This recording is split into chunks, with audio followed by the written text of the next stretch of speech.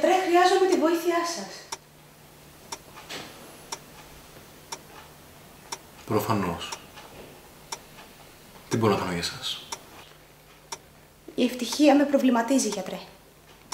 Σας προβληματίζει? Ναι. Βρίσκω ευτυχία στον πόνο. Δεν σας καταλαβαίνω. Θέλετε να προκαλείτε πόνο? Ναι. Στον εαυτό μου.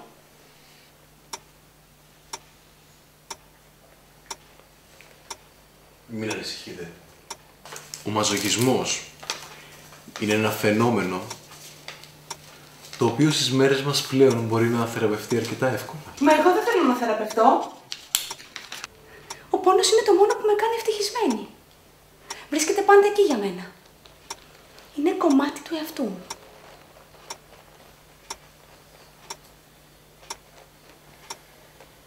Σας προβληματίζει αυτό, γιατρέ?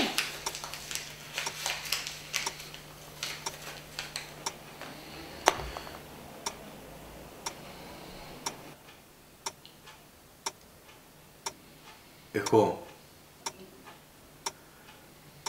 θεραπεύω ασθενείς. Εσείς θέλετε να θεραπευτείτε? Δεν είμαι εδώ για να θεραπευτώ, αλλά για να μιλήσω για τον πόνο μου. Να μοιραστώ τη χαρά μου. Πόνος ή χαρά? Για μένα το ίδιο είναι. Λεπτή γραμμή τα διαχωρίζει. Το να είσαι ψυχολόγος είναι ένα λειτουργήμα. Με τη βοήθειά του μπορείς να καθαρίζεις τις ψυχές όσων έμαθαν να πονάνε, αλλά πλέον δεν το αντέχουν.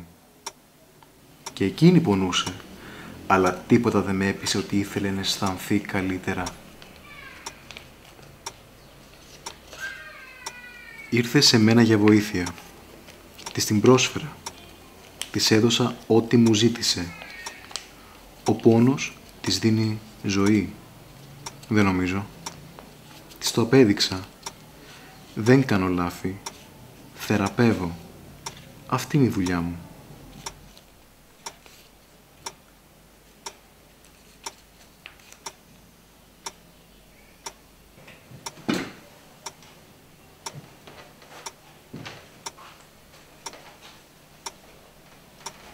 Δεν είχε ψυχή. Το είχα καταλάβει. Φαίνονται αυτά από έναν έμπειρο. Είμαι σίγουρος ότι ακόμα και πεθαμένη αυτή ευχαριστιόταν τον πόνο. Όσο για το καραβάκι που βρήκατε μέσα της, το έβαλα για να είναι καλοτάξιδη.